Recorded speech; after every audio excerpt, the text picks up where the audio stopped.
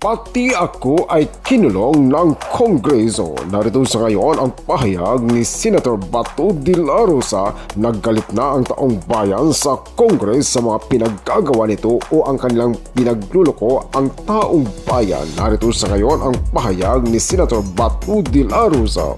Panoorin pa natin ako sa Colander TV. Kung nasalubong at nakausap na tao na natutuwa sa ginagawa nila, lahat ng nakausap ko ay galit na galit sa ginagawa nila. Ultimo, ordinaryong tao ay talagang galit na sa kanilang ginagawa. So, wala pong kabutihan na naibigay ang kanilang 13 na hearings, no? Sobra talaga, no? Umabot ng 13 hearings just trying to demolish the Dutertes, but nagkamali sila. Iba ang dating sa taong bayan sa kanilang ginagawa. Ang taong bayan ay lalo nagagalit at lalo napamahal si Pangulong Duterte. Nakita nila ang diferensya sa takbo ng gobyerno ngayon at gobyerno noon. Sobra na yung ginagawa nila. Yun nga, kinisyon ko pa rin nga yung aming liderato sa Senado, no?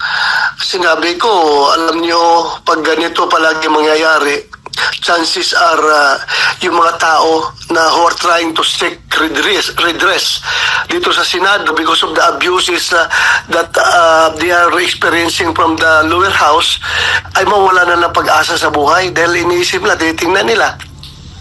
Pumunta ako sa Senado, nagsalita ako ng katotohanan para malaman ng taong bayan kung anong nangyayari.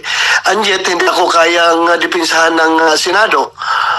Ngayon, ito, nirisbakan ako ng House of Representatives. Ngayon, ito, nirisbakan ako ng House of Representatives. Kinulong ako ngayon dahil galit sila sa aking pagsawalat sa katotohanan.